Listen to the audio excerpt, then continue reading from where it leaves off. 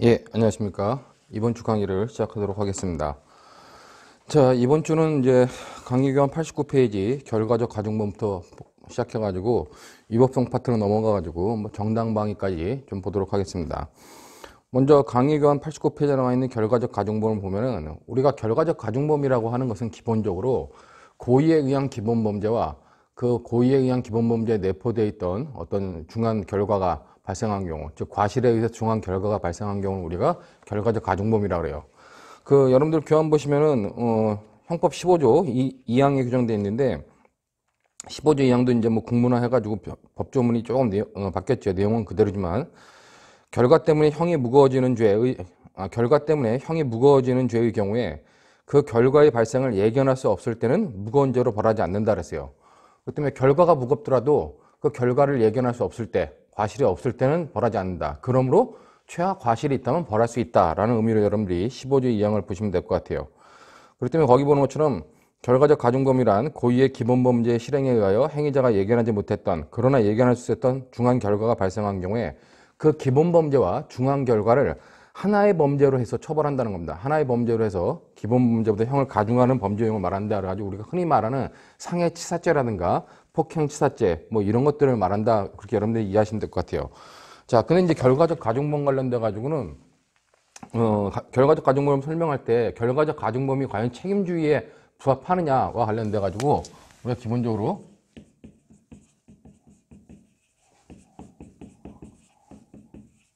가중범과 책임주의의 조합 문제가 항상 발생을 합니다. 자, 근데 이거는 뭐냐면은 기본적으로 옛날에는 자, 어떤 결과가 이만큼 발생했어요. 자, 결과가 이만큼 발생했다.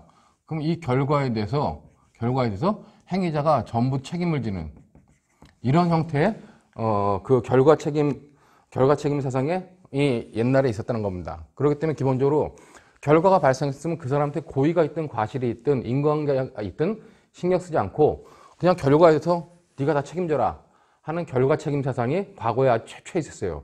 근데 이거는 행위자의 책임과 부합하지 않기 때문에 문제가 있다. 그래가지고 이제 이때부터 어떻게 하냐? 이때부터 쭉 줄여가는 겁니다. 결과가 이렇게 발생했다 할지라도, 즉 결과가 여기까지 발생했다 할지라도 어떤 정도의 책임은 이 정도로 줄이자. 그럼 이 줄이는 부분, 이 부분을 빼는 게 뭐냐? 이 부분이 바로 인과관계가 없는 부분이라는 겁니다. 그렇기 때문에 교환해 보는 것처럼 결과 책임 사상의 유물이라고 하는 것은 이걸 말하는 거고, 그 두 번째 나오는 것처럼 인과관계설에 의한 결과 책임의 제한 그래가지고 이 빠지는 부분은 인과관계가 인정되지 않는 부분. 그러니까 이쪽 부분은 왜요? 여기는 인과관계가 인정되는 부분이죠. 그렇기 때문에 없는 부분은 빠지고 인과관계가 있는 부분에 대해서만 책임을 지우자. 이게 이제 상당 인과관계설에 의한 결과 책임의 제한 사상으로 좀 발전된 겁니다. 물론 인과관계가 처음에는 조건설적 입장의 인과관계였다가 발전됨으로써 어떤 그 상당 인과관계설에 의한 그 인과관계를 인정하면서 이 정도로 좀 줄였다. 그렇게 보시면 될 것 같아요. 자, 근데 이제 그 밑에 보는 고의과실의 결합 형식은 자, 그러면은 이것도 책임주의에 부합하지 않는다 해가지고 더 줄인 거예요. 책임을 결과는 이만큼 발생했다 할지라도 인과관계가 없는 부분 빠지고, 그다음에 여기서 없는 부분이 뭐냐? 여기서는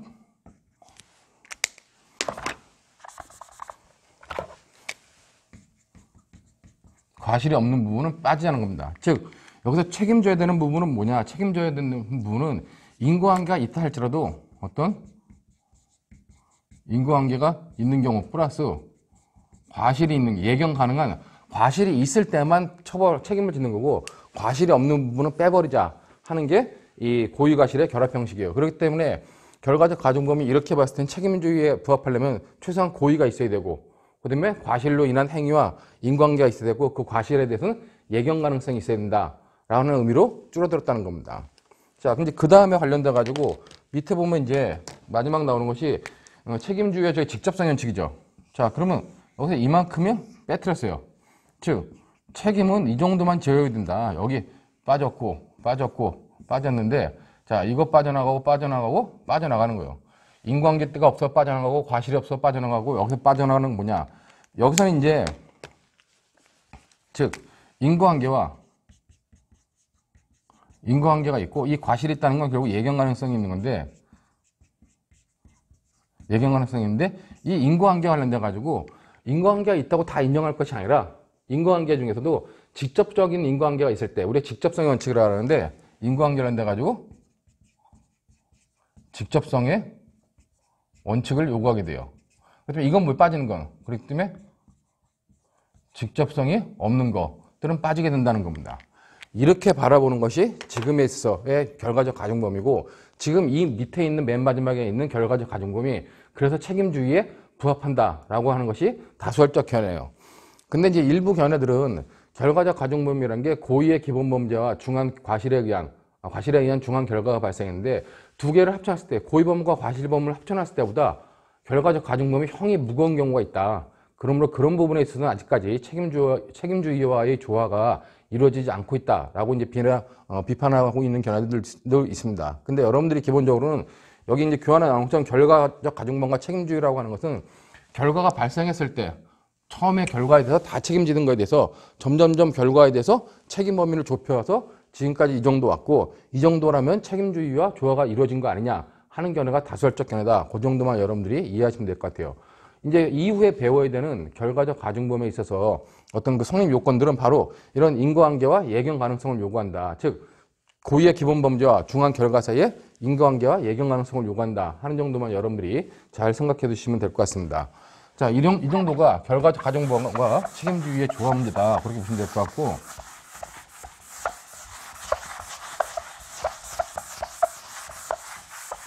그 다음에 이제 우리가 나오는 것이 결과적 가중범위에 있어서의 그 종류 문제가 나옵니다. 즉, 우리가 기본적으로 결과적 가중범위다 하는 건, 자, 기본 범죄가 있어요. 기본 범죄가 있고, 이 기본 범죄로부터 중한 결과가 발생한 경우. 처벌하는데 기본 범죄는 고의에 의한 경우고, 중한 결과는 과실에 의한 경우다.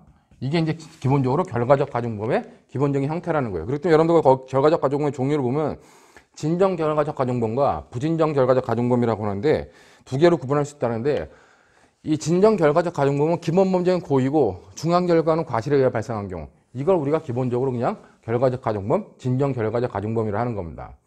근데 경우에 따라 가지고는 이 기본 범죄는 이거고 중한 결과에 대해서 과실이 있는 경우뿐만 아니라 고의가 있는 경우까지도 포함시켜야 되는 거 아니냐 하는 그런 논의가 생겼다는 겁니다. 여러분들 강의 교환 보시면은 그 강의 교환 90페이지 위에 보면은 부진정 결과적 가중범 그래가지고 중한 결과에 대해서 과실이 있는 경우뿐만 아니라 고의가 있는 경우에도 성립하는 결과적 가중범이다. 그래가지고 우리가 기본적으로는 고의 플러스 과실인데 이것이 과실이 아니라 고의가 있는 경우에도 중한 결과에 대해서 고의가 있는 경우도 결과적 가중범을 인정하자. 그리고 그거를 부진정 결과적 가중범이다. 라고 하자는 것이 부진정 결과적 가중범을 인정하는 견해의 입장이에요. 여러분들 거기 보시면은 교환에 뭐 치사죄의 경우, 치상죄의 경우 나눴는데 치사죄의 경우는 하나밖에 없죠. 현주건조물 방화 치사죄 그 하나가 있고 164조 2항이 있는 거고 그다음에 그 치상죄 같은 경우는 현주건조물 방화 치상죄 그다음에 음용수건독 치상죄, 현주건조물 일수치상죄, 교통방해 치상죄, 특수공무방해 치상죄, 중상해, 뭐 중권리행사 방해죄, 중송계죄 이런 것들이 있다는데 여러분들이 어떤 시험을 준비한다면 기본적으로 현주건조물 방화 치상죄에 대한 그 부진정 결과적 가중범과 특수공무방해 치상죄가 부진정 결과적 가중범이라는 건 반드시 잊지 말아야 돼요. 특히 특수공무방해 치상죄는 부진정 결과적 가중범인데 이 특수공무방해 치사죄는 아니다라고 하는 것 좀 이해해 두시면서 그럼 부진정 결과적 가중범을 인정하는 이유가 뭐냐와 관련돼 가지고 그 부정하는 견해도 있지만 인정하는 견해에서는 두 가지 정도의 논점들을 제시합니다. 그 인정 여부에 관련돼 가지고 부정서 입장에서는 결과적 가중범이라는 건 고의 플러스 과실인 경우다. 그렇기 때문에 고의 플러스 고의인 경우는 결과적 가중범이 아니고 그건 그냥 기본 범죄가 합쳐진 것뿐이다.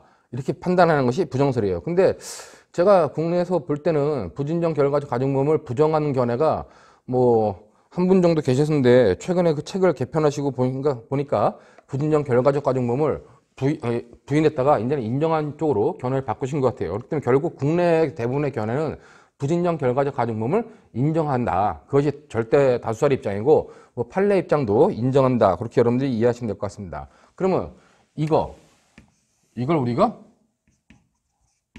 부진정 결과적 가중범위를 한다. 그럼 얘를 인정하는 이유가 뭐냐? 이유는 첫 번째는 15조 2항에서 들어요. 자, 15조 2항에서 아까 뭐라 했어요? 무거운 죄로 처벌해야 될 범죄, 즉 결과 때문에 형이 무거워지는 죄의 경우에서는 그 결과 발생을 예견할 수 없을 때는 무거운 죄로 벌하지 않는다 했습니다. 그러니까 결과 발생을 예견할 수 없을 때는 무거운 죄로 처벌할 수 없지만 결과 발생을 예견한 이상은 뭐다? 무거운 죄로 처벌할 수 있다는 거예요. 그러면 그거는 최소한 과실이 요구되는 것이지 최소한 과실이 요구되면 되는 것이지 과실 이외에 고의가 인정될 수 없다라는 의미로는 받아들일 수 없다는 겁니다. 여러분들이 형법 13조의 고의를 설명할 때도 그랬죠. 죄의 성립 요소인 사실을 인식하지 못한 행위. 고의가 있으려면 최소한 인식은 있어야 된다는 겁니다. 그렇다고 의사가 필요 없다는 건 아니라는 얘기를 했죠. 똑같이 그런 논거에서 이 15조 2항에서는 최소한 이 예견 가능성을 15조 2항에서 말하는 예견 가능성이랑은 최소한의 요건이다. 그렇기 때문에 예견 가능성 이상인 고의, 예견 가능성 과실의 문제고 고의 문제도 충분히 들어올 수 있다. 이렇게 파악하는 것이 첫 번째 논거고, 두 번째 논거는 형의 불균형을 우리가 시정해야 된다 하는 것이 두 번째 논거입니다. 거기 보면 것처럼 결과 발생에 대한 고의가 우리 교재 보면은 뭐 긍정설리 판례 입장이라는데 형법 15조 2항은 성립 요건으로 적어도 결과 발생에 대한 예견 가능성이라는 과실을 요구할 뿐이다. 최소한의 조건을 인정할 뿐이고, 그 다음에 결과 발생에 대한 고의 있는 경우를 배제하지 않는다라고 하는 것이 첫 번째 논거고, 두 번째 논거는 부진정 결과적 가중범을 부정함으로써 생기는 처벌상의 불균형을 해결하기 위해서 당연히 필요하다. 그래가지고 각 주에다가 69번 정도 달아놨는데 각 주에다가 형의 불균형이 생기는 경우를 생각해놨어요. 즉 우리가 사람을 살해하기 위해서 현조건조물에 불을 질러가지고 사람을 죽였습니다. 자, 근데 우리가 현주건조물 방화치사죄, 현주건조물 방화치사죄다. 얘는 법정형이 사형, 무기, 7년 이상의 징역이죠. 7년 이상의 징역에 해당해요. 자, 근데 여기 현주건조물에 방화하는 경우와 치사하는 경우에 여기에 고의 플러스 과실인 경우만 인정하고 고의 플러스 고의인 경우를 인정하지 않으면 어떻게 되냐 관련돼 가지고, 자, 이걸 부진정 결과적 가중범으로 인정하지 않으면은 현조건조물에 방화를 해가지고 사람을 죽이려고 방화해서 불을 죽였다. 그러면 기본적으로 무슨 죄가 돼요? 이걸 인정하지 않으면, 만약에 요것과 이거를 인정하지 않는다. 이걸 인정하지 않을 때는 어떻게 해석했냐? 자, 현주건조물 방화죄가 돼요. 현주건조물에 불을 질렀기 때문에 현주건조물 방화죄가 되고, 그 다음에 사람을 죽였기 때문에 살인죄가 된다는 거죠. 근데 밑에 교환에 나와 있는 것처럼 결국 현주건조물 방화죄는 무기 3년 이상의 징역입니다. 얘는 무기 3년 이상의 징역이에요.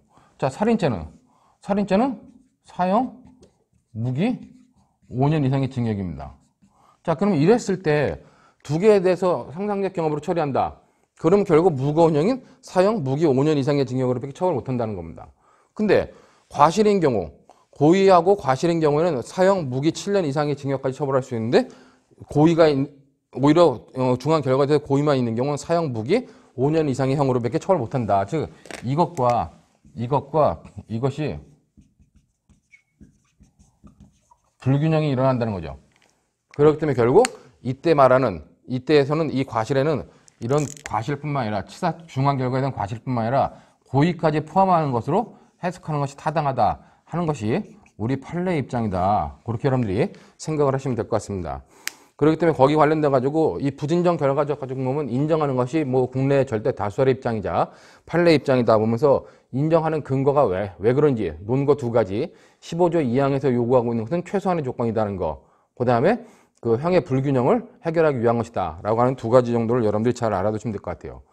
자, 그럼 부진정 결과적 가중범을 인정한다 했을 때, 자, 이렇게 관련돼 가지고 그럼 이 부진정 결과적 가중법은 인정된다라고 봤을 때 그러면 부진정 결과적 가중법이라고 하는 건 중한 결과의 고의도 있는 거예요. 자, 부진정 결과적 가중법은 기본적으로 이렇게 고의에 의한 경우와 이 고의에 의한 경우를 포함하고 있다. 그러면 이 중한 결과가 고의에 의해서 생겼기 때문에 이 고의에 의해 생긴 중한 결과, 이것을 행위를 하는, 이것을 결과로 구성 요건으로 하는 또 하나의 기본 범죄가 있을 거 아니에요.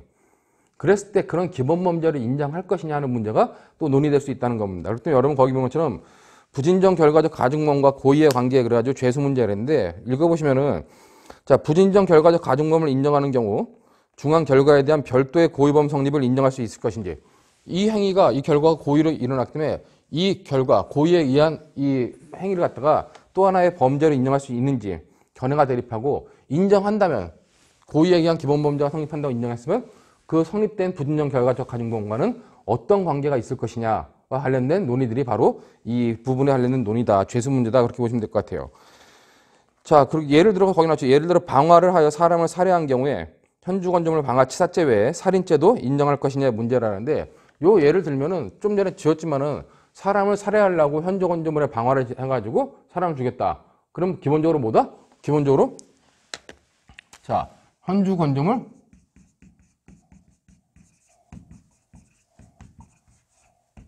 방화 치사죄가 부진정 결과적 가중범으로 성립하는 거예요. 근데 이거는 이제 원래 결과적 가중범에 의해 성립하는 거고, 사람을 죽였다는, 사람을 살해했다는 어떤 중한 결과가 고의로 발생했기 때문에 이거 이외에 살인죄가 또 성립하냐 그랬을 때 살인죄가 성립한다고 보는 것이 좀 다수설의 입장이라는 겁니다. 자, 그러면 관련돼 가지고 그럼 현주건조물 방화치사죄와 살인죄가 성립한다 했을 때 두 개의 관계, 하나의 행위로 현주건조물 방화치사죄에 해당하고 그다음에 살인죄에 해당하기 때문에 이거는 두 개의 범죄가 성립하는데 행위는 하나였기 때문에 상상적 경합으로 처리한다는 거예요. 그렇기 때문에 이런 경우에는 상상적 경합, 얘와 얘의 관계는 어떤 관계다? 두 사이의 관계는 상상적 경합이다. 자, 이렇게 처리한다는 것이 가장 기본적인 견해라는 겁니다. 그렇기 때문에 여러분들 거기 보면 교환에 박스로 정리해놨는데 상상적 경합설 나오죠. 그렇기 때문에 상상적 경합설은 그 고의에 의한 고의에서 중한 결과가 발생한 것을 독자적 범죄로 해가지고 현주건조물 방화치사죄와 살인죄의 상상적 경합으로 처리하는 것이다. 라고 이제 여러분들이 이렇게 보시면 될 것 같아요. 판례 입장도 기본적으로 이런 입장입니다. 자, 근데 이제 부진정 결과적 가중범만 인정하자는 견해도 있어요. 즉, 이 살인죄는 이미 여기 사망의 결과에 포함된 거 아니냐. 그렇기 때문에 이거는 여기다 살인죄를 또 인정하면 이중평가가 되는 것이 아니냐. 그래서 부정하는 부진정 결과적 가중범설이 있는데, 기본적으로 다수설적 입장과 판례 입장은 기본적으로 상상적 경합을 인정한다. 이렇게 보시면 될 것 같아요. 자, 근데 이제 판례는 기본적으로 이렇게 판단하는데, 판례는 약간 다른 입장을 취하고 있습니다. 그렇기 때문에 거기 보면 여러분 판례 입장을 보면 기본적으로 대법원은 상상적 경합을 인정하고 있다 그래요. 그러니까 기본적으로 상상적 경합을 인정하는데, 그것과 다르게 좀 더 세밀하게 대법원을 보고 있는데, 그건 뭐냐면은, 자, 먼저 고의에 의한 기본 범죄. 고의에 의한 중한 결과가 봤을 때 고의범이 있고, 그 다음에 원래 성립하는 결과적 가중범이 있다. 그랬을 때, 결과적 가중범이 있을 때, 이 결과적 가중범과 고의범의 형량을 비교를 합니다. 비교를 해가지고 얘가 크다. 얘가 크다면 어때요? 이때는 상상적 경합이라고 보는 거예요.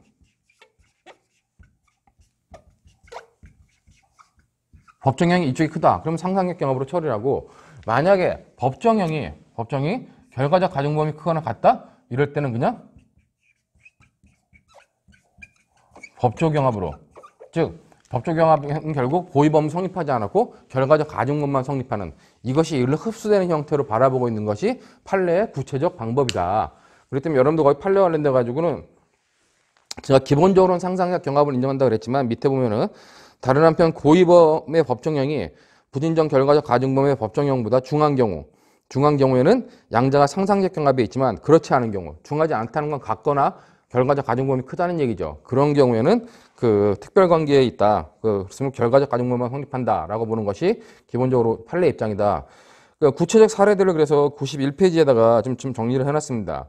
거기 보는 것처럼 고의범하고 부진정 결과적 가중범 중에서 부진정 결과적 가중범이 크거나 아니면 같은 경우, 그 경우는 이제 이 경우죠. 법조 경합되는 경우인데 대표적인 경우가 특수공무방해 치상죄하고 특수상해죄 같은 경우예요. 즉 이런 대표적인 경우가 여기에 해당하는 대표적인 경우가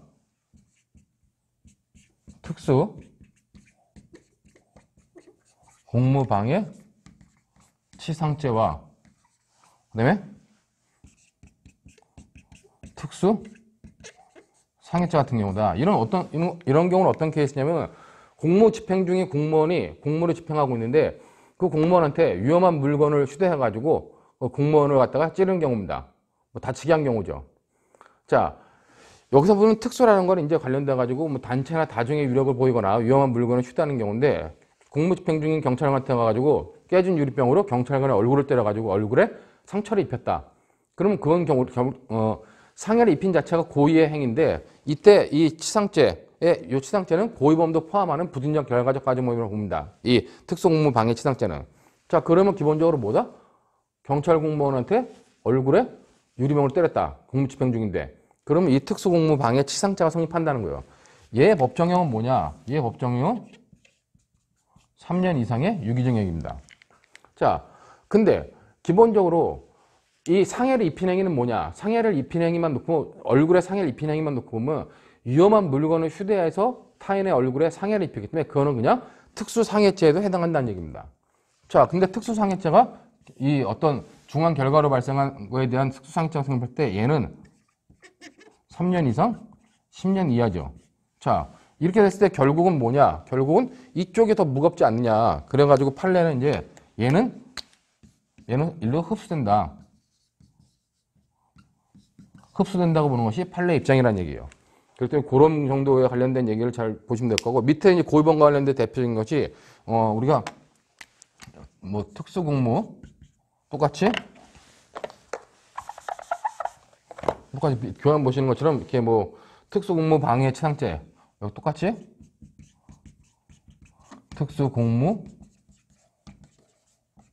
방해 치상죄와 강도치상죄, 강도상해죄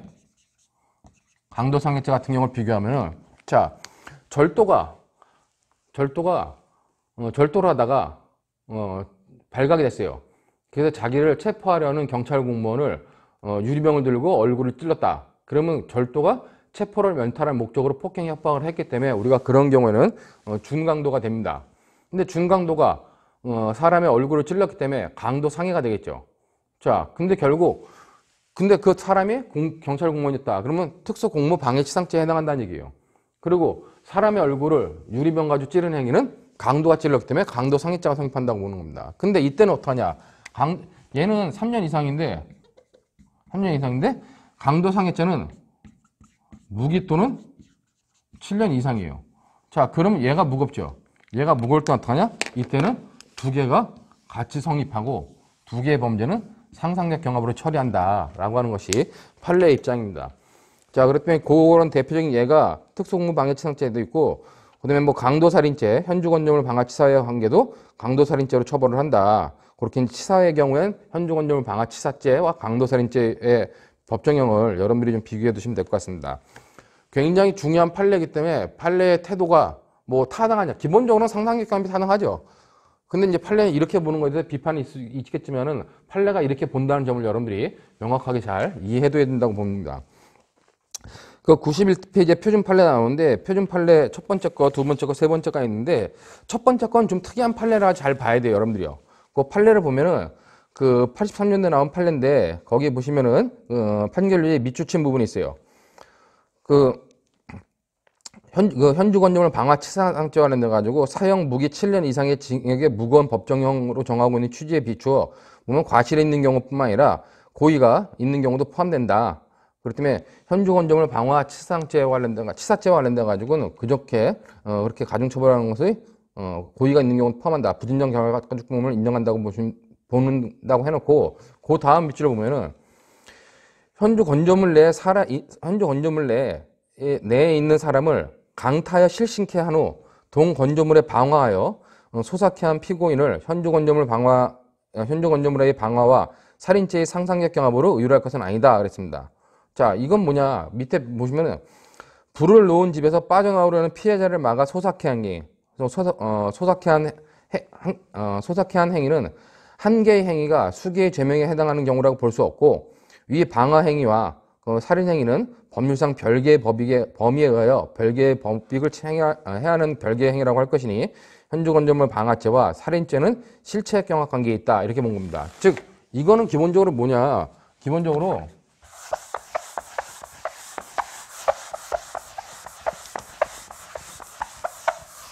자, 현주 건조물에다 요거랑 여기까지는 좀 다른데 현주 건조물에 방화를 했어요. 그러니까 현주 건조물에 방화죄가 성립한 거예요. 불을 먼저 들렸어.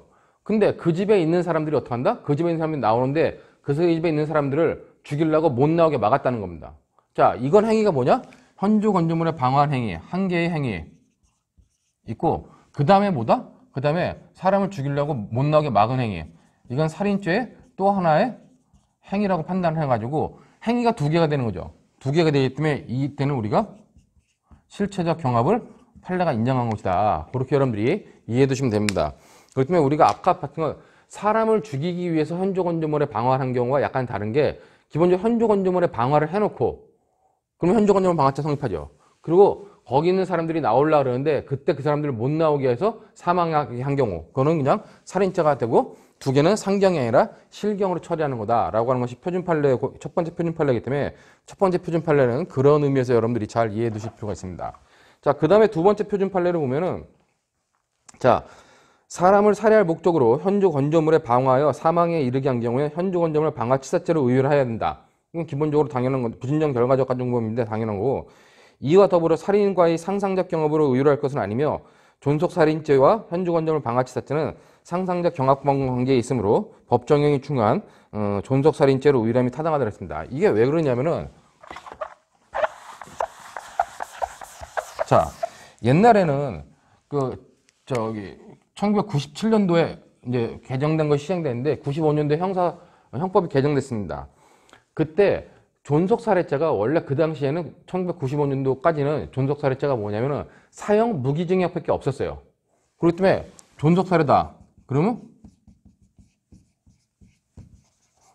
존속살해죄는 사형 무기밖에 없는 문제야. 근데 존속을 살해할 의사로 현주 건조물에 방화를 해가지고 존속을 사망시켰어요. 자, 그러면은 현주 건조물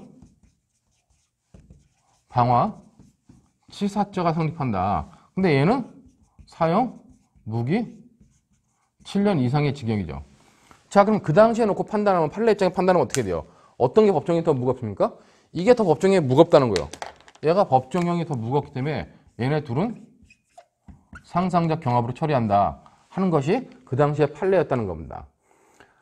자, 그럼 만약에 얘가 그냥 일반 살인죄면 어떻게 해요? 일반 살인죄는 사형 무기 5년 이상의 징역이고 이게 무겁게 되죠. 그러면 일반 살인죄는 일로 흡수된다는 의미입니다.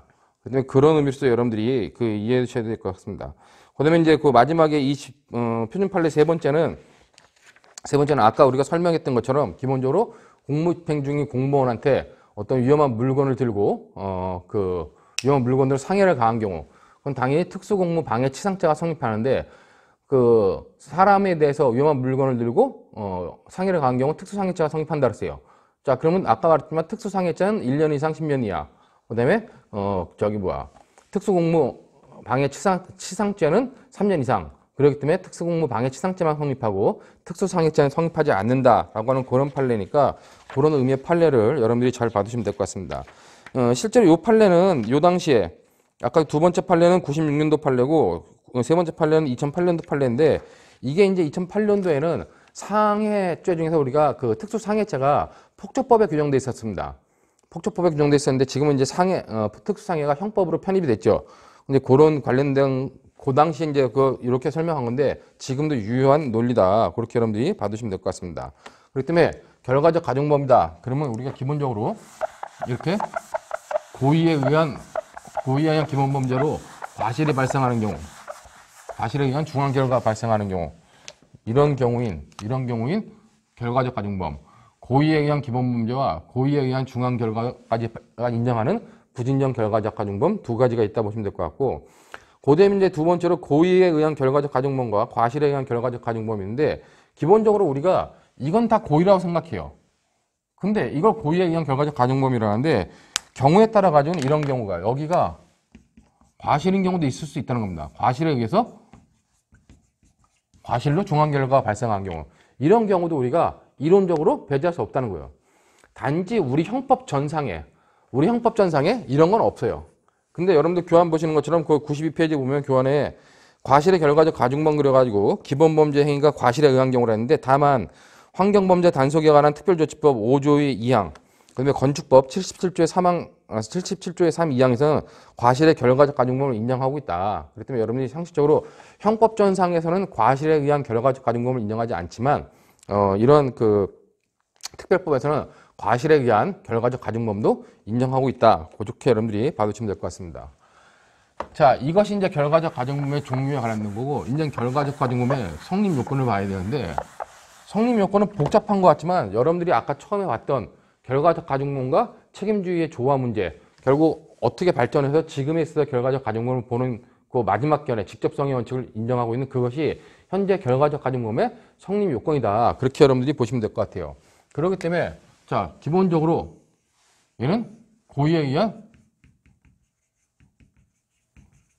기본범죄, 얘는 고의에 의한 거고, 그 다음에 여기에 과실에 의한 중한 결과가 필요하다. 얘는 과실에 의한 경우야. 그리고 얘와 얘 사이에는 뭐가 필요하다? 인과관계가 필요하고, 그 다음에 이 과실에 대한 예견 가능성이 있어야 된다. 이것이 결과적 가중범에 있을 때 기본적인 성립 요건이다. 그렇게 여러분들이 보시면 될 것 같아요. 그렇기 때문에 여러분들 거기 제가 이제 박스에다가 92페이지 그림을 그렸는데, 기본범죄는 고의에 의한 경우, 중한 결과는 과실에 의한 경우, 양자 사이의 인과관계뿐만 아니라 이 과실 때문에 예견 가능성이라는 게 필요하다. 그 다음에 이제 관련돼가지고 인과관계 관련돼가지고 이 인과관계를 논할 때, 지금 인과관계는 우리가 판례에 의할 때는 뭐요? 판례에 의할 때는 상당 인과관계설입니다. 상당 인과관계를 요구하는데, 기본적으로 우리 학설은 뭐다? 합법적 조건설과 객관적 귀속을 논하죠. 즉, 우리 학설은 합법적 조건설과 객관적 귀속을 논하는데, 자, 이때 객관적 귀속에는 바로 직접성의 원칙이라는 것이 인정돼야 된다. 그런 의미로 여러분들이 먼저 간단하게 보시면 될 것 같습니다. 자, 밑에 이제 설명을 보면은 결국 고의의 기본 범죄다. 그랬을 때, 그럼 이 고의의 기본 범죄가 그 미수범을 처벌하는 규정이 있는 경우에 미수범을 포함할 것이냐 하는 문제, 아니면 기본 범죄 위수범을 처벌하는 경우가 없는 경우는 어떻게 하느냐 하는 문제가 발생을 하는데, 자, 기본 범죄는 기본적으로 기수든 미수든 미수로 처벌하는 경우에서는 차이가 없다는 겁니다. 그렇다면 여러분들 고의의 기본 범죄 관련돼 가지고는 그 기본 범죄의 기수 여부에 대한 검토를 요한다는데, 이 기본 범죄는 뭐다? 기본 범죄? 이 기본 범죄는 기본적으로 기수해야 돼요.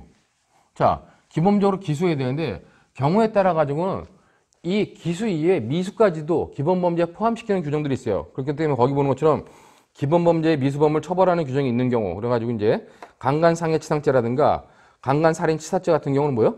이런 경우는 297조 그 강간죄 내지 300조 미수범 300조 즉 미수범의 죄를 범한 자가 상해 사망에 이르게 한 따라 규정하고 있다는 겁니다. 자, 그렇기 때문에 그럴 때는 뭐다? 기본적으로 결과적 가중범의 법조문 자체가 기본 범죄 기수뿐만 아니라 미수까지 포함하고 있다. 미수까지 포함하고 있는 경우 뭐예요? 그럴 때는 기본 범죄는 기수든 미수든 상관이 없다는 거예요. 근데 결과적 가중범 법조문 자체가 어떤 결과적 가중범에 있어서 기본 범죄를 범한 경우라고 하는 경우가 있어요. 그런데 미수를 포함하지 않는 경우가 있다는 겁니다. 즉, 미수를 포함하는 경우, 또는 이렇게 되지만 기본적으로 미수를 포함하지 않는 경우는 기수만 인정한다. 그렇기 때문에 여러분들 거기 제가 이렇게 그려놨지만 교환해 보면은 기본범죄의 미수범을 처벌하는 규정이 있는 경우는 기수, 미수가 기본범죄에 다 포함되지만 기수만을 처벌한다. 즉, 뭐뭐를 범한 자가 상해에 이르게 하거나 사망에 이르게 했다. 할 때 범한이라고 하는 건 미수를 처벌하지 않기 때문에 이런 때는 기수만 요구하는 거다. 그렇게 여러분들이 보시면 될 것 같아요. 이제 문제는 나중에 뒷부분에 나오는데 기본 범죄가 미수인 경우에는 결과적 가중범의 미수로 인정이 될 것이 아니냐 하는 그런 논의가 나와요. 근데 이제 우리 판례나 통설의 입장은 기본 범죄에 미수를 처벌하는 규정이 있더라도 기본 범죄에서 기수나 미수와 상관없이 중한 결과가 발생하면 그냥 결과적 가중범의 기수라고 보는 것이 현재 우리나라 통설과 다수설의 판례 입장이다. 그렇게 여러분들이 보시면 될 것 같습니다. 그렇기 때문에 요 문제는 좀 이따 결과적 가중범의 미수로 논할 때 보고, 자, 그러면 이제 고의에 의한 기본 범죄. 자, 그 다음에 과실에 의한 중한 결과가 발생을 해야 돼요. 자, 근데 이 과실에 의한 중한 결과라는 거, 이 중한 결과가 그냥 똥단지 같이 딱 떨어진 것이 아니라 이 고의의 기본 범죄에 내포되어 있던 중한 결과가 주로 발생한다는 겁니다. 그렇기 때문에 기본 범죄에서 내포되어 있는 기본 범죄 자체에 어떤 중한 결과가 내포되어 있지 않는 경우는 우리가 결과적 가중범으로 입법하지 않는다는 거죠. 그렇기 때문에 우리 판례가 대부분 다 결과적 가중범으로 처벌하고 있는 부분들은 대부분 다 사람의 생명과 신체에 관련된 부분이다. 그렇기 때문에 무슨 치상죄, 무슨 치사죄라고 하는 부분을 대부분 다 결과적 가중범으로 규정하고 있는데, 그거는 왜냐면 앞에 기본 범죄에 생명이나 신체를 침해할 수 있는 그런 중한 결과가 내포되어 있다는 겁니다. 그러니까 그런 의미로 중한 결과에 관련된 걸 이해하시면 되고, 자, 그 다음에 이제 인과관계와 객관적 규정이 나오는데, 기본적으로 아까 봤지만 결과 책임 사상에 의해서부터 책임주와 조화를 이루도록 먼저 중한 결과가 발생했을 때는 무조건 인정하다가 이제 인과관계가 인정된다고 했어요. 즉 상당 인과관계 인정되는데 판례 입장은 상당 인과관계만 인정하지만 우리 학설 입장은 합법적 조건설과 객관적 귀속론이다. 특히 객관적 귀속론에서 직접성의 원칙을 인정한다는데, 교환해 보시면은 중한 결과의 객관적 귀속은 중한 결과가 다른 사람이나 사고의 개입 없이 기본 범죄 행위에 전형적으로 내재하는 유형으로부터 직접 초래되어야 한다. 그렇기 때문에 이 중한 결과가 뭐다? 이 기본 범죄부터 직접적으로 초래되고 제3자라든가 어떤 사고라든가 제3자의 개입 없이 이것부터 직접적으로 연결돼야 된다는 거예요. 그걸 직접성의 원칙이라고 합니다. 물론 판례가 직접성의 원칙을 인정하고 있느냐에 대해서는 뭐 인정하지 않고 있다 하는 견해도 있지만은 뭐 판례는 솔직히 명확하게 판단을 안 해요. 근데 판례 입장을 전반적으로 보면 직접성의 원칙을 요구하고 있는 듯한 입장을 보이고 있다. 그렇게 여러분 보시면 될 것 같습니다. 자, 그러면 관련돼 가지고 그럼 이때 인과관계가 인정되지 않으면 어떻게 해요? 인과관계가 인정되지 않는다? 그러면 결과적 가중범은 성립하지 않는 거예요. 즉, 이 인과관계가 필요하고 인과관계는 직접성의 원칙을 필요로 한다. 그렇기 때문에 그 직접성의 원칙 관련돼 가지고 직접성의 원칙을 인정할 수 없는 거, 뭐 그런 것들이 몇 가지가 있습니다. 그 기본적으로 보는데 우리나라 판례는 인과관계 인정할 때 어떤 기본 범죄 행위를 했는데 그 기본 범죄 행위를 피하려고 하거나 도망가려다가 어떤 사망이라든가 상해의 결과가 발생했다면 어떻게 그거는 직접성의 원칙에 인정된다고 봅니다. 기본적으로. 그런 판례가 밑에 나온 판례죠. 그렇기 때문에 관련돼 가지고 자, 이제 그 박스 위에 보면은 그러나 기본 범죄 자체를 피하기 위해서 행한 것이라면 결과 귀속이 될 수 있다. 직접적으로 발생한 것을 본다라고 하는 것이 판례 입장이라는 걸 보시면 될 것 같아요. 첫 번째 판례는 뭐 피고인이 속셈학원을 운영하는 피고인이에요. 근데 속셈학원의 강사로 어떤 여자가 오니까 강간이라고 했습니다. 그렇기 때문에 거기 비추친 것처럼 강간을 하자 피해자가 완강히 반항하던 중 피고인이 대실 시간 연장을 위해 전화하는 사이에 객실 창문을 통해 탈출하려다가 지상에 추락하여 사망한 사안, 이런 경우는 직접성이 인정된다. 그래가지고 인과관계를 인정한 판례입니다. 그렇기 때문에 피고인을 강간 치사죄로 처사하는 원심은 타당하다 본 것이 판례 입장이고, 두 번째 판례도 그런 거예요. 직접성이 인정된다고 보는 건데, 지금 여기 보면 93페이지에 나와 있는 첫 번째 판례, 두 번째 판례, 세 번째 판례는 인과관계가 다 인정된다고 보는 겁니다.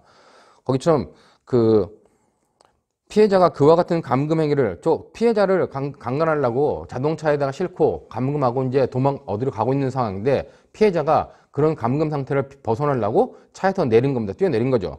그렇기 때문에 피해자가 그와 같은 감금 상태를 벗어날 목적으로 차량을 빠져나오려다가 길바닥에 떨어져 상해를 입고 그 결과 사망에 이르렀다면 감금 행위와 피해자의 사망 사이에는 상당 인과관계가 있다고 할 것이므로 감금치사죄에 해당한다라고 판단한 겁니다.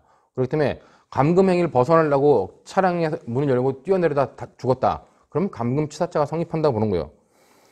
자, 그 다음에 이제 세 번째 판례 같은 경우도 여러분들 거기 보시는 것처럼 피고인 갑은 화장실을 지키고 피고인 을은 당구를 치는 기구로 문을 내리쳐 부수자 위협을 느낀 피해자가 그 화장실 창문 밖으로 숨으려다 실족하여 떨어짐으로써 사망한 경우에는 피고인들의 위 폭행행위와 피해자의 사망 사이에는 상당 인과관계가 있다 할 것이므로 폭행치사죄 공동정범이 성립한다고 보는 거예요. 그렇다면 갑과 을이 누군가를 폭행하는데 이 피해자가 숨었어요. 화장실로 숨었는데 화장실 문을 때려 부실 듯이 하고 들어올 듯 하니까 피해자가 화장실 창문 바깥으로 도망가려다가 실족해서 떨어져 죽었다 할지라도 폭행치사죄를 인정한다. 그렇기 때문에 그런 의미로 여러분들이 93페이지에 나와 있는 판례들을 보시면 될 것 같고, 그 네 번째 판례 같은 경우는 이제 강간치상이라고 했는데, 여러분 거기 94페이지 보시면 피해자는 모면하기 위하여 어떤 남자가 여자를 뭐 헤어지자 그랬지만 계속 원하자 그랬는데 여자는 헤어지자 그랬어요. 근데 이제 남자가 계속 교제하기를 원하면서 여자를 때린 거예요. 때리고 있는 상황에서 94페이지 밑줄 친 부분 보시면 그 피해자는 맞고 있는 피해자는 이를 모면하기 위하여 도로 건너편의 추어탕집으로 도망가 도움을 요청했습니다. 근데 피고인은 이를 뒤따라 도로를 건너간 다음 피해자의 머리카락을 잡고 흔들고 얼굴 등을 주먹으로 때리는 등 폭행을 가하였어요. 자, 여기서 이제 길 건너편에 있고 추어탕집이 있고 여기 있는데 여기서 남자가 여자를 막 때리는 거야. 그러니까 여자가 도망가가지고 저 건너편을 도망갔어요.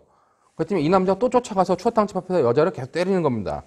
자, 이에 견디지 못한 피해자가 다시 도로를 건너 도망하자 피고인은 계속하여 쫓아와 주먹으로 피해자의 얼굴 등을 구타하는 등 폭행을 가하여 전치 10일간의 흉부, 피하, 출혈상 등을 가했어요. 여자가 절로 도망가니까 쫓아가서 때렸어. 여자가 다시 일로 건너오니까 또 쫓아서 때렸다는 거예요. 지금 현재까지가. 자, 근데 피해자가 위와 같이 계속되는 피고인의 폭행을 피하려고 다시 도로를 건너 도주하다가 차량에 치여 사망한 사실을 인정했다는 겁니다. 원심이. 여자가 절로 갔지만 남자가 쫓아서 때리고 일로 건너왔지만 또 쫓아서 때렸다는 거예요. 그래서 여자가 다시 이제 도망가려고 절로 건너가다가 다른 차량에 치여가지고 사망한 사건과 관련돼가지고 이와 같은 사건에 대해서는 피고인의 위 상해 행위와 피해자의 사망 사이에 상당 인과관계가 있다고 하여 피고인을 상해치사죄로 처단한 1심의 판단을 유지하고 그것은 상당 인과관계가 있다고 판단하고 원심이 타당하다고 이제 대법원이 판단한 거죠. 그러니까 그런 경우도 우리가 폭행치사죄가 성립한다. 그렇게 여러분들이 봐주시면 될 것 같아요. 자, 이제 마지막 판례는 인과관계가 인정되지 않는다. 직접성의 원칙이 적용되지 않는다라고 본 판례로 생각하면 되실 것 같습니다. 즉, 이거는 범죄 행위를 당했는데 그 범죄 행위를 피하려다 그런 게 아니라 범죄 행위를 당하고 나서 여기서 범죄는 강간이었는데 강간 행위를 당하고 나서 집에 가서 수치스러워서 혼자 자살한 경우 그 경우는 그 사망에 대해서 인과관계를 인정할 수 없다고 판단한 거죠. 그렇기 때문에 강간을 당한 피해자가 집에 돌아가 음독 자살하기에 이르는 원인이 강간을 당함으로 인하여 생긴 수치심과 장래에 대한 절망감 등에 있었다 하더라도 그 자살행위가 바로 강간행위로 인하여 생긴 당연한 결과라고는 볼 수 없으므로 강간행위와 피해자의 자살행위 사이에는 인과관계를 인정할 수 없다. 그런 의미로 여러분들이 봐두시면 될 것 같습니다. 자, 그렇게 해가지고 여러분들이 이 인과관계와 직접성의 원칙을 보시면 될 것 같고 직접성의 원칙에 관련돼서 좀 더 복잡하게 설명할 수도 있는데 지금 여러분들 학부 수준에서는 뭐 그 정도로 직접성의 원칙 관련된 판례 입장 정도 보는 정도로 생각하면 될 것 같고 자, 그 다음에 이제 예견 가능성이 있는데 여기서의 예견 가능성 이 예견 가능성은 우리가 고의 과실의 결합범 형태로 들어왔다 그랬죠. 처음에는 인과관계만 있으면 된다 그랬다가 그 다음에는 이제 예견 가능성도 있어야 된다. 자, 그러면 이 예견 가능성 관련돼 가지고는 뭐 학자들 사이에서 많은 논의가 있어요.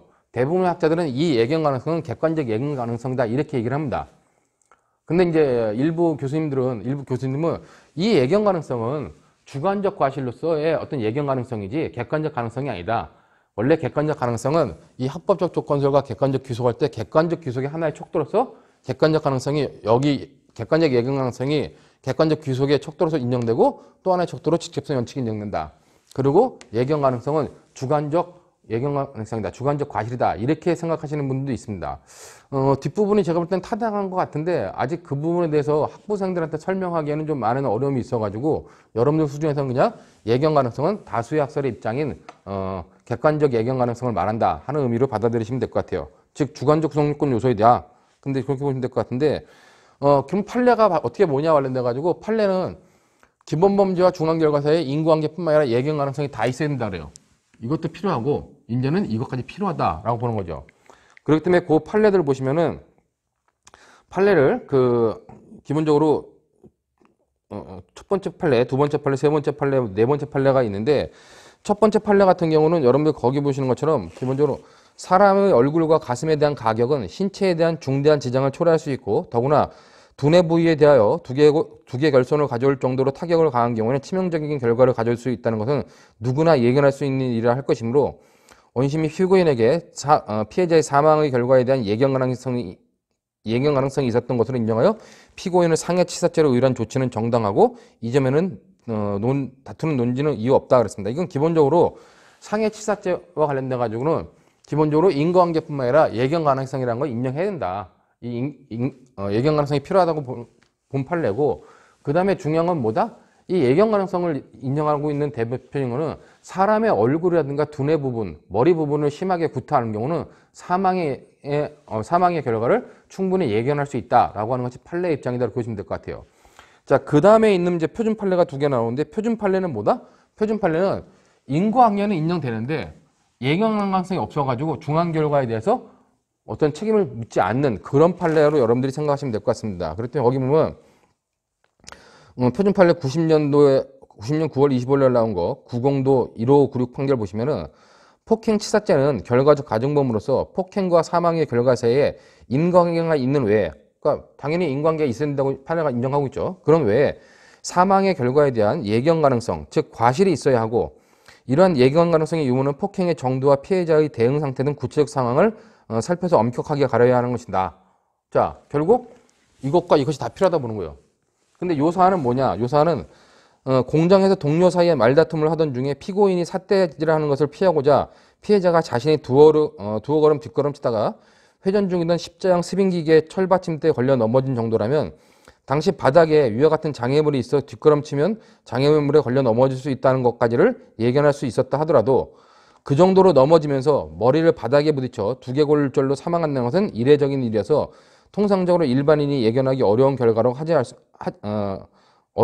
하지 않을 수 없으므로 피고인에게 폭행치사죄의 책임은 물을 수 없다라고 판단한 겁니다. 즉, 내가 누군가한테 삿대질을 했어. 야, 막 삿대질하니까 저 사람이 삿대질을 피하려다가 뒤로 넘어져가지고 사망했다는 거예요.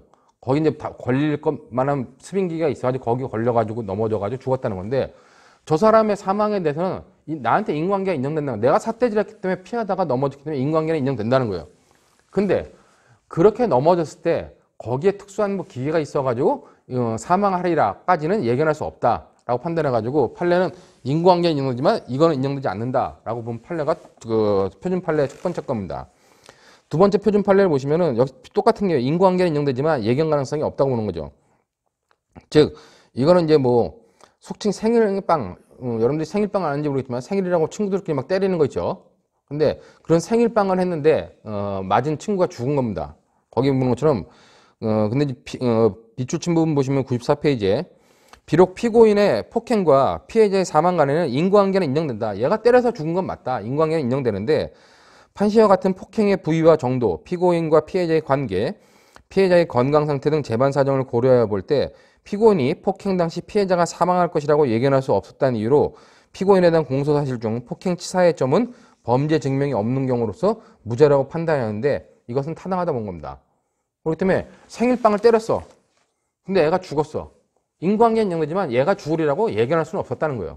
그렇기 때문에 폭행의 점은 인정되지만 폭행치사의 점은 무죄로 판단한다라고 하는 것이고, 그다음에 관련돼 가지고 그 마지막에 나온 판례 85년도 10월 8일날 선고된 8호도 1537 판결 같은 경우도 뭐 인과관계는 있을지언정 예견 가능성이 없다고 본 판례인데 표준 판례는 하지만 여러분들이 조금 알아야 될 판례라고 생각이 됩니다. 나중에 이제 우리가 강론 가서 뭐 강간죄 관련돼 가지고 보겠지만은 여기 보는 것처럼 피고인과 피해자가 여관에 투숙하여 별다른 저항이나 마찰 없이 성행위를 한 후 피고인이 잠시 방 바깥으로 나간 사이에 피해자가 방문을 안에서 잠그고 군의 전화를 통하여 여관 종업원에게 구조 요청까지 한 후라면 이제 뭐 서로 성관계 한 다음에 남자가 약간 대시를 하려고 나가니까 여자가 이제 문을 잠그고 여관 종업원한테 구조 요청을 한 거예요.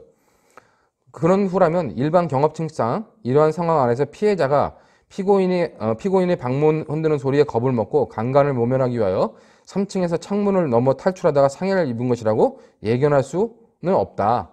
자, 그렇기 때문에 이런 경우는 뭐다? 강간치상죄로 처단할 수 없다는 겁니다. 그렇기 때문에 요 경우도 이제 예견 가능성이 없어가지고 강간치상죄는 성립하지 않는다라고 본 거기 때문에 그런 의미로 여러분들이 이거는 있지만 인과관계는 있지만 예견 가능성이 없는 판례, 표준 판례 2개하고 마지막 판례 하나 정도를 잘 생각해 두시기 바라겠습니다. 자, 다음으로 이제 결과적 가중범위 관련 문제로서 결과적 가중범위 미수가 나오는데, 이거는 제가 볼 땐 크게 논의할 사항이 아닌데, 이상하게 자꾸 변호사 시험이라든가 아니면 경찰 시험에 결과적 가중범위 미수를 인정할 수 있느냐 없느냐는 질문들이 자꾸 나와요. 근데 그거는 왜냐면은 여러분 거기 보는 것처럼 제가 그 박스에다 몇 가지 조문을 정리해놨죠. 뭐 두 번째 조문 같은 경우는 강도 상해 치상죄와 강도 살인 치사죄 같은 경우는 미수범 처벌 규정을 두고 있다는 겁니다. 법조문에 자 강도 상해와 강도 상해면 강도 치상죄, 그 다음에 강도 살해와 강도 치사죄. 자, 이런 법조문에 대해서는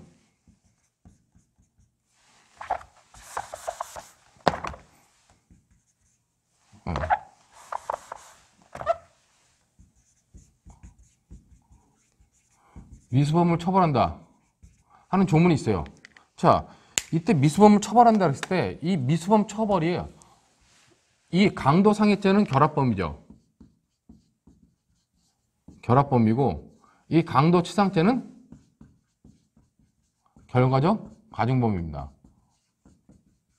여기 똑같이 강도살해는 결합범, 강도치사죄는 결과적 가중범이에요.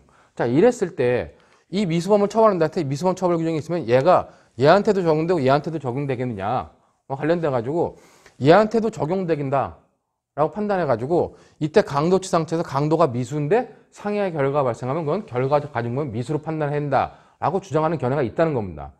뭐 몇몇 교수님들이 그렇게 주장하시는데 우리 판례와 다수약설은 이거는 입법상의 불비다. 이거랑 이거를 결합범과 결과적 가중범을 나눠놨어야 되는데 못 나누는 입법상의 착오 문제, 불비 문제이기 때문에 이 미수범 처벌 규정은 어떻게 한다?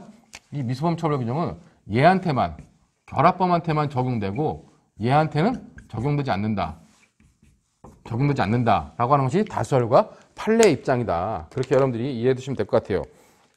그렇기 때문에 거기 뭐 진정 결과적 가중범위라는 거, 기본 범죄가 미수이고 중한 결과가 발생했을 때 관련돼서 뭐 긍정하는 견해가 있는데 뭐 몇 분 이렇게 얘기하시는데 부정설인 판례 입장은 개정형법의 미수범 처벌 규정은 고의의 결합범, 즉 고의의 결합범만 적용된다 하는 것이 판례 입장이고 다수설적 입장이다. 그렇게 여러분들이 보시면 될 것 같아요.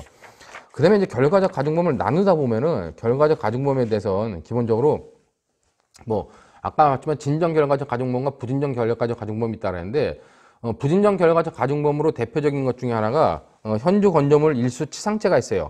근데 여기도 마치 현주 건조물 일수 치상죄에도 미수범 처벌 규정을 두고 있다는 겁니다. 그렇기 때문에 부진정 결과적 가중범에도 인정해야 된다고 견해가 있는데 부정설이 타당하고 부정설이 현재 다수설적 입장입니다.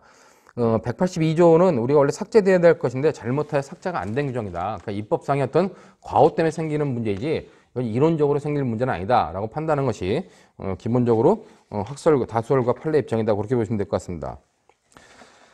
자, 다음으로 이제 결과적 가중범의 공동정범 문제가 나오는데 이거는 여러분들이 공동정범을 아직 안 배워서 잘 모를 것 같으니까 나중에 여러분들이 결과적 가중범의 공동정범을 배운 다음에 와가지고 다시 한번 봐두시면 될 것 같아요.